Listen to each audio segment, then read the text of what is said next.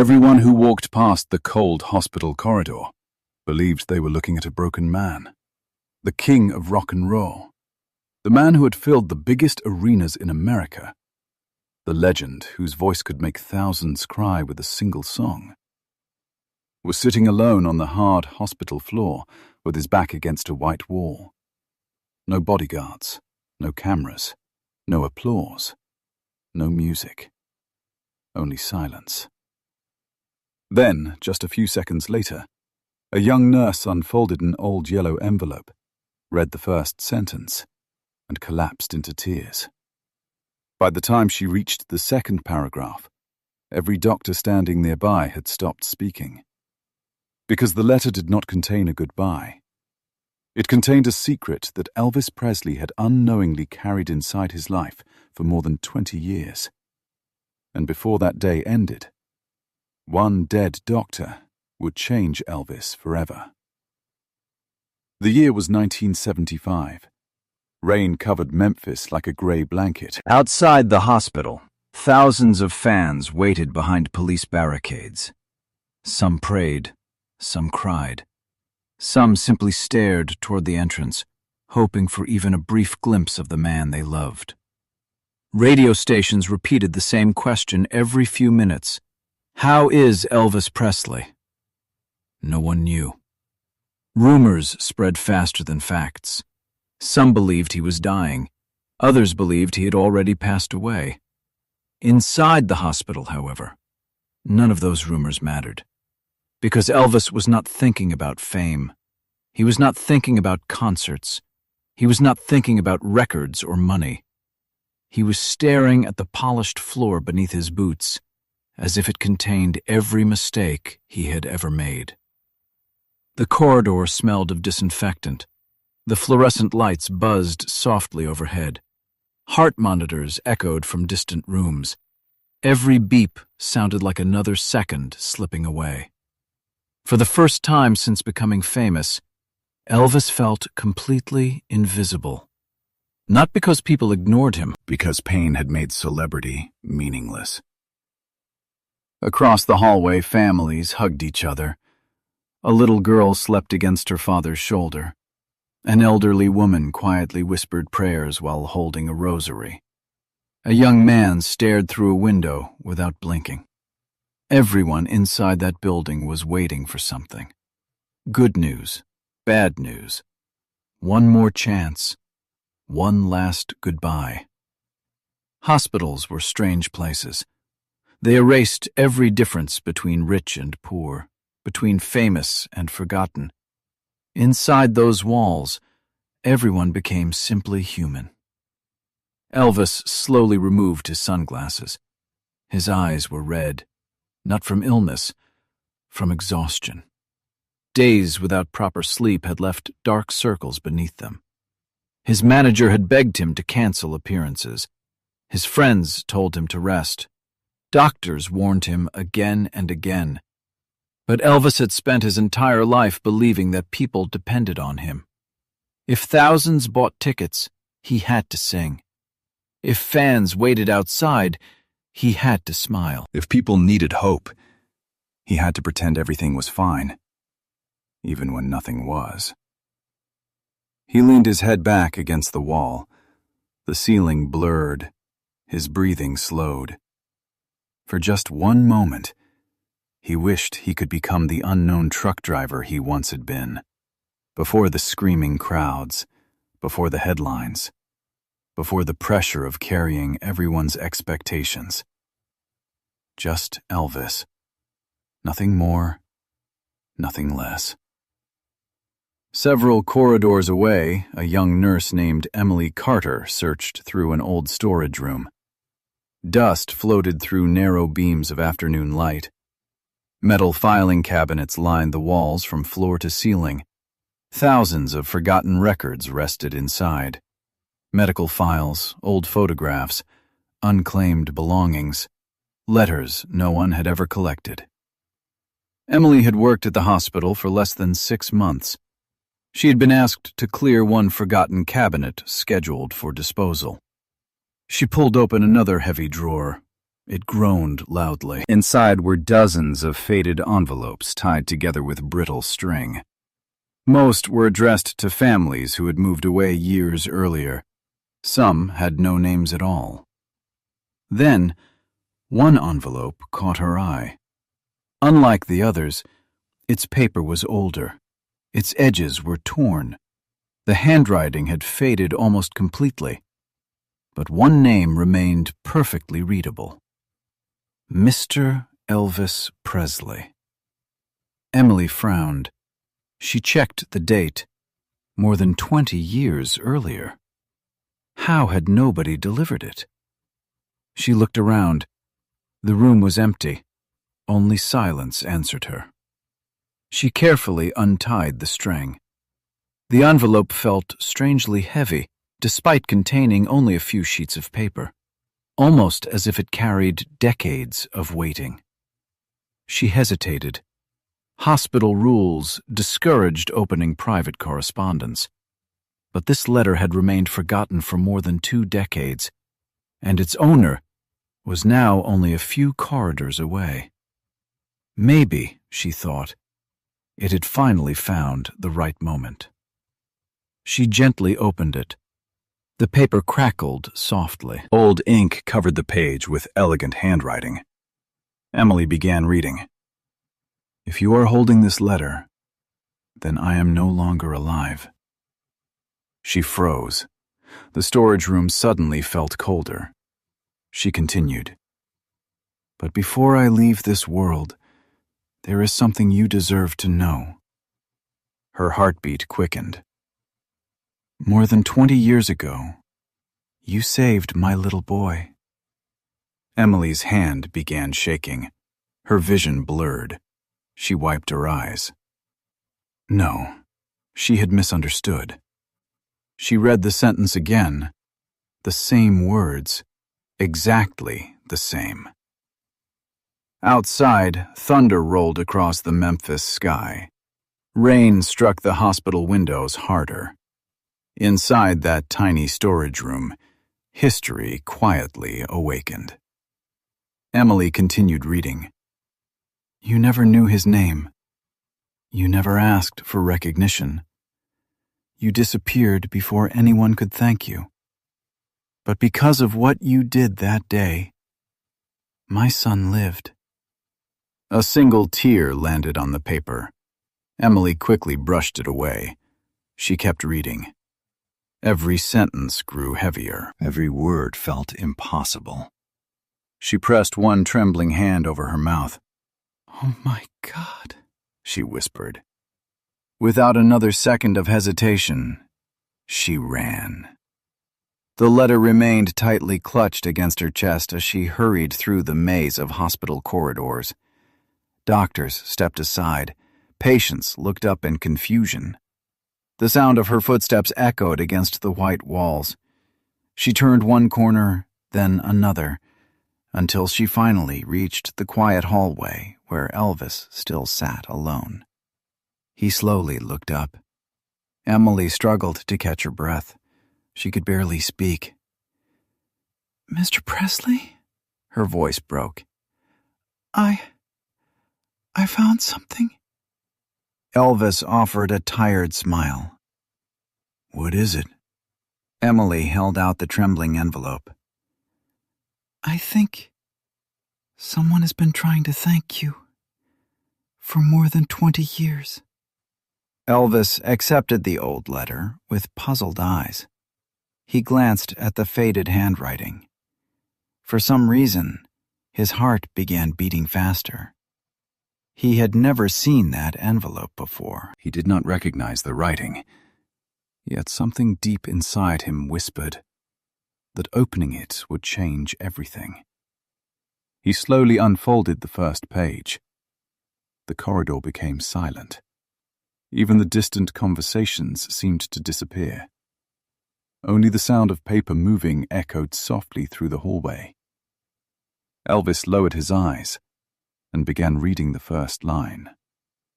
His face slowly lost all color. The past, which he believed had disappeared forever, was about to walk back into his life. The moment Elvis finished reading the first page, his hands began to tremble. Not the slight trembling people noticed before a concert, not the shaking caused by exhaustion. This was different. This was the kind of trembling that comes when the past suddenly reaches across decades and grabs your heart. The hallway became eerily silent. The steady rhythm of heart monitors echoed through the building like distant drums. Every nurse who walked by slowed down. Every doctor instinctively lowered their voice. It felt as though even the hospital itself was waiting for Elvis to continue reading. His breathing became heavier. He swallowed hard. Then he turned the page. My name is Samuel Carter. You never knew me, but for more than 20 years, I have prayed that this letter would someday reach your hands. Elvis frowned. The name meant nothing to him, yet somehow it sounded strangely familiar. The handwriting continued. You probably don't remember that rainy evening. To you, it lasted only a few minutes. To our family, it became the beginning of an entirely new life. Suddenly, a memory flickered across Elvis's mind. Not clear, only fragments. Rain. Mud, headlights, someone screaming, a child's tiny hand covered in blood. He closed his eyes. The memories became stronger. The letter continued. You were not famous then. You were just a young man driving home after another long day. Most people drove past. Some slowed down. No one stopped. Elvis could almost hear the rain again. The sound became louder inside his mind than inside the hospital. His fingers tightened around the letter. And then, the memory finally returned. More than 20 years earlier, long before Graceland, long before sold-out arenas, long before the gold records, a young Elvis Presley was driving along a lonely highway outside Memphis after finishing another late-night performance at a small local club. His old car rattled over the wet pavement. The windshield wipers struggled against the heavy rain. His pockets were nearly empty. His dreams were enormous. He remembered humming a gospel melody to keep himself awake. Then, he saw something lying near the roadside. At first, he thought it was a broken bicycle. He almost kept driving. Almost. Until lightning illuminated the road. For a single second, he saw a tiny hand move. Elvis slammed on the brakes so hard the tires screamed across the wet asphalt. He jumped out without thinking. Rain soaked him instantly. A little boy, no older than 8, lay motionless beside a crushed bicycle. Blood mixed with rainwater. The child was barely breathing. His small fingers twitched weakly. There was no one else, no parents, no passing cars, only darkness. Elvis knelt beside him. Hey! Stay with me. You hear me? The boy's eyes opened for only a second. Fear, pain, confusion. Then they closed again. Elvis looked around desperately. Nothing. No telephone. No nearby house. No help. Without hesitation, he pulled off his own shirt. He pressed it firmly against the wound. Blood quickly soaked through the fabric.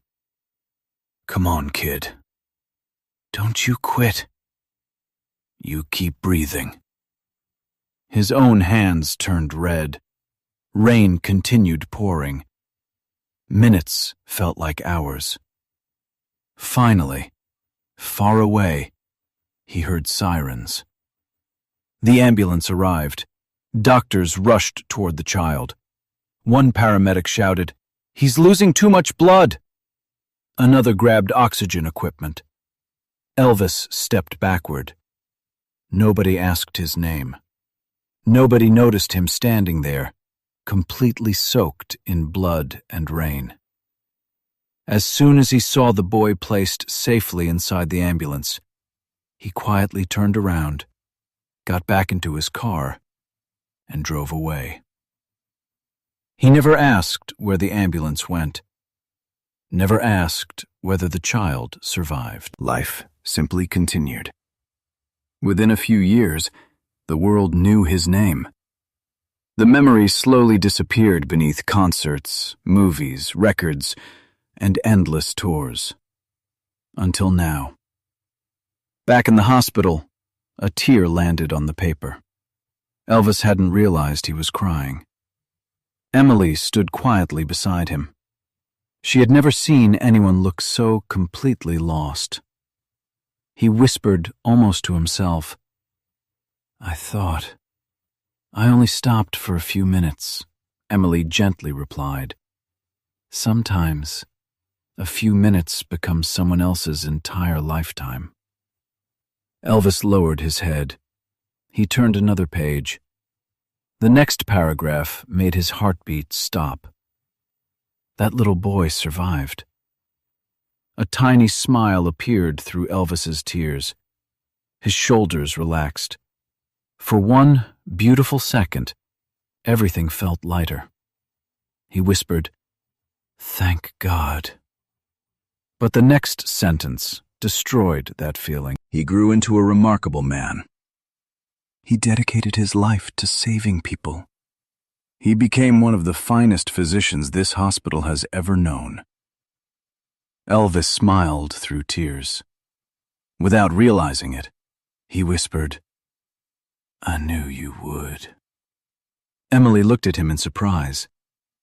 "You knew?" Elvis slowly shook his head. "No. I only hoped." He continued reading. Every patient he saved, every family he reunited, every child who lived because of his hands.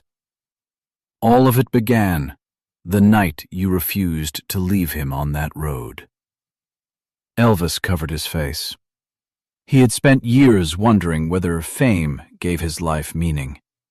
Now, one forgotten decision, made before anyone knew his name, seemed greater than every standing ovation he had ever received.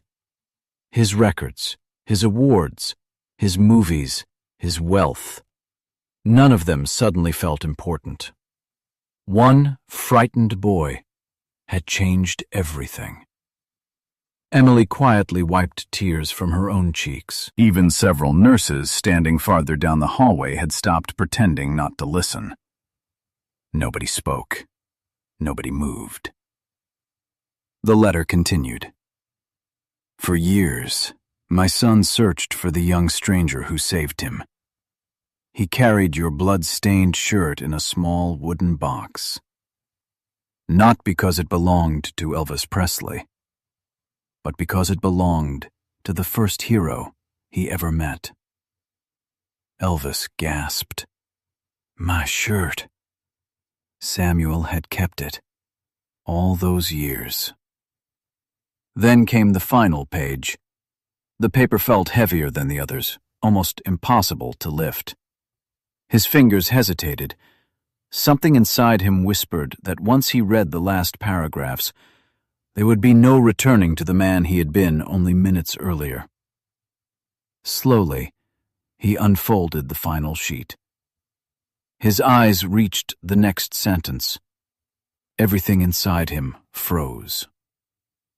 Yesterday, while attempting to save your life, my son gave his own. The words blurred. Elvis blinked, read them again, then again. No, this couldn't be true. He searched the page desperately, hoping he had misunderstood. But every word remained exactly the same. The little boy you once rescued. became the doctor who sacrificed himself trying to save you." The letter slipped from Elvis's fingers. It floated silently onto the polished hospital floor. For several endless seconds, no one breathed. Emily slowly knelt down. She picked up the final page with trembling hands. Tears streamed freely down her face. Then, without saying a single word, she looked into Elvis's eyes and quietly whispered, "Mr. Presley, there's someone you need to see." Elvis slowly lifted his head. His face had become almost completely pale. Without another word, he stood up. Emily gently guided him toward a pair of white double doors marked "Restricted Access." Doors opened with a soft mechanical hiss. Cold air drifted into the hallway. Elvis stepped forward, completely unaware that the next room contained the most heartbreaking moment of his entire life. The white doors closed quietly behind Elvis. For a moment, the sounds of the hospital disappeared. No footsteps, no conversations, no machines. Only the slow rhythm of his own heartbeat. Emily walked several steps ahead before stopping beside the last room at the end of the corridor. A small silver nameplate was mounted beside the door. Its polished surface reflected the pale fluorescent lights above. Elvis looked at the name. Dr. Daniel Carter. His chest tightened. That name, the little boy, the doctor, the man whose life had begun again because of one stranger's kindness. Emily slowly opened the door. The room was dimly lit. Morning sunlight slipped through half-closed blinds, painting long golden lines across the floor. Everything inside was perfectly still. A single hospital bed stood near the window. White sheets, a silent heart monitor. Machines already switched off. The room no longer fought for life. It simply honored it. Elvis stepped inside. Every footstep felt heavier than the last. When he reached the bedside, he finally saw him. Daniel looked peaceful, almost as though he were only sleeping after another impossibly long shift. His face carried no fear, only quiet.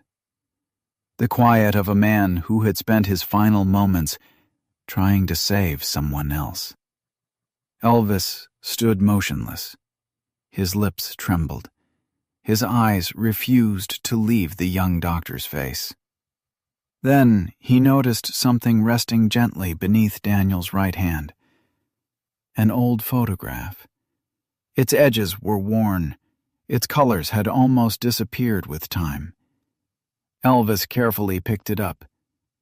The moment he looked at it, his knees nearly gave way. It was him.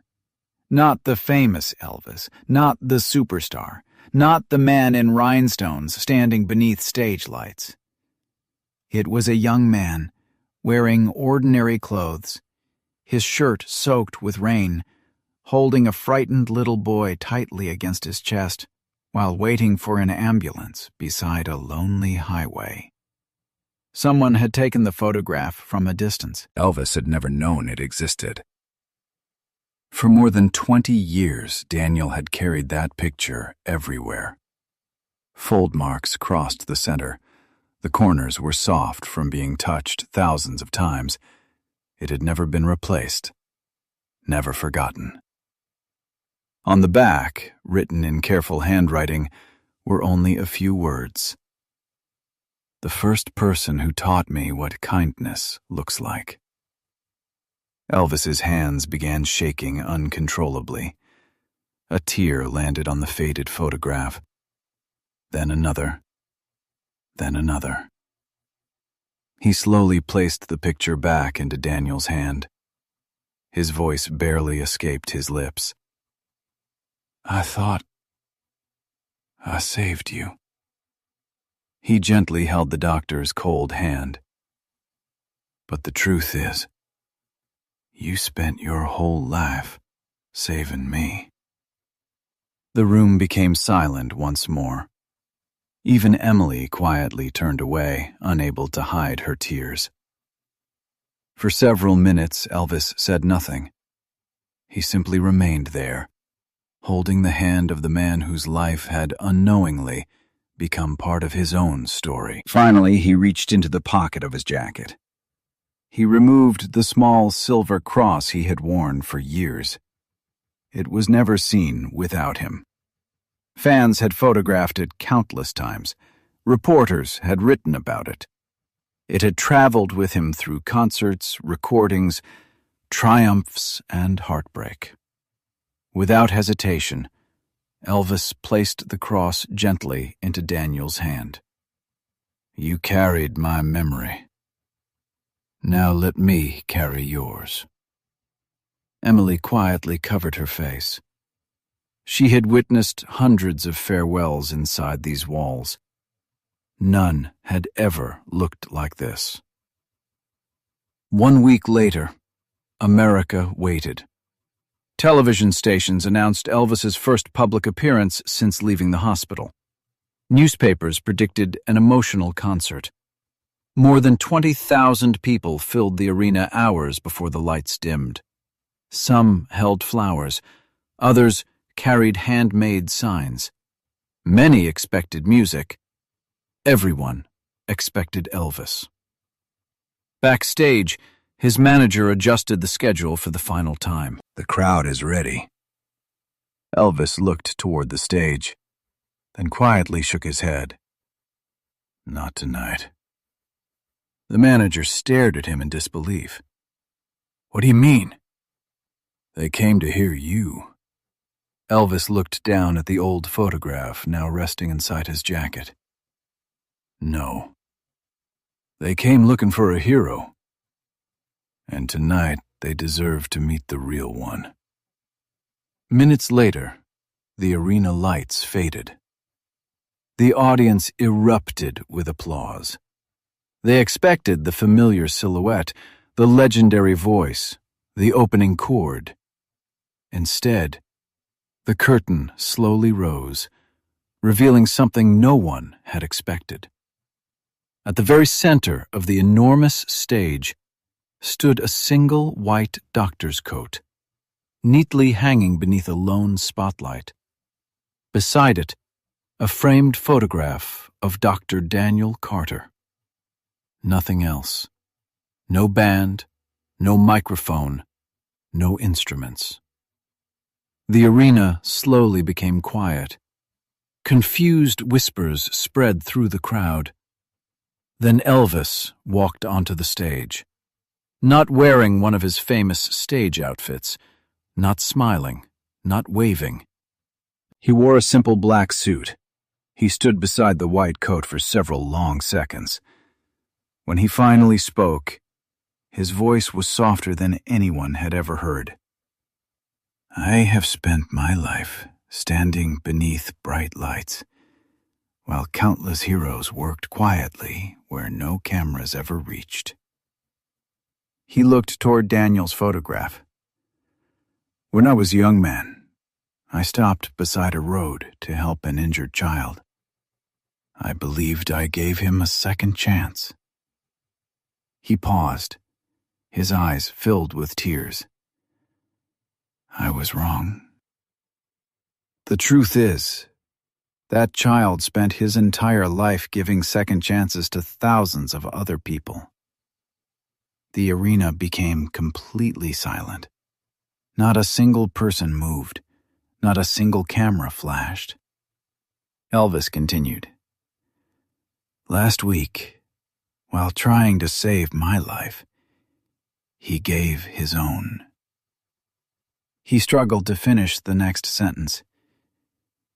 "His name was Dr. Daniel Carter. And tonight, the applause belongs only to him." Elvis slowly stepped backward. He lowered his head. Then, he began clapping. Softly, alone. One pair of hands echoed through the silent arena. A woman in the front row stood, then another, then another. Within seconds, every person inside the building rose to their feet. No one cheered, no one shouted. They simply applauded. Some cried openly, others embraced complete strangers. Doctors sitting in the audience wiped away tears. Nurses held each other's hands. Parents hugged their children tighter. The applause continued. 1 minute, then 2, then 5. It became less like applause and more like gratitude. Elvis never sang a single song that night. No one asked him to. As the audience quietly left the arena, many stopped beside the white coat. Some placed flowers beneath it. Others left handwritten notes.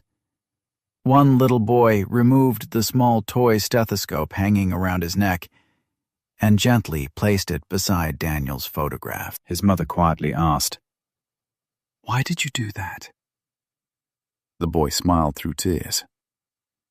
"Because heroes should know that another hero wants to be like them." Elvis watched from backstage.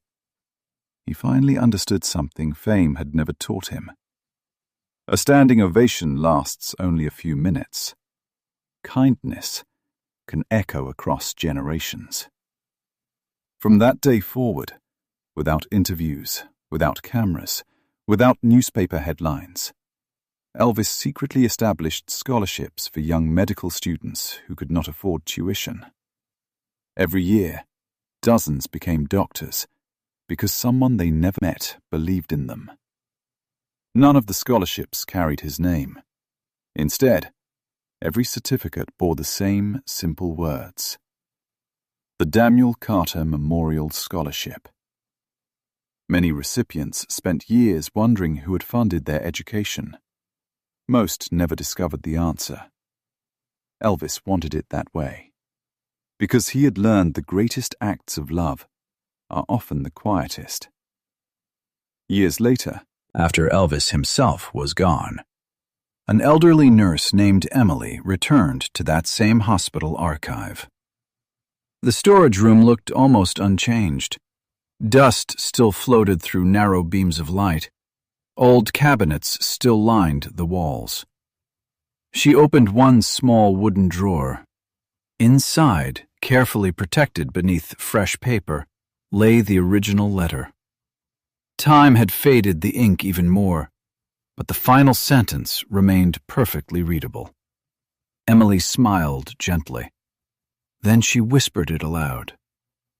"Sometimes, saving one life is the same as saving an entire world.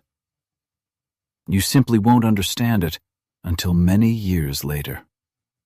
She carefully closed the drawer. The camera slowly pulled away. The empty hospital corridor stretched into silence once again. The lights reflected softly across the polished floor. No music, no dialogue, only quiet. Then, the screen slowly faded to black, and before the darkness completely filled the frame, one final sentence appeared. "The world remembers legends for their talent, but heaven remembers them for their kindness."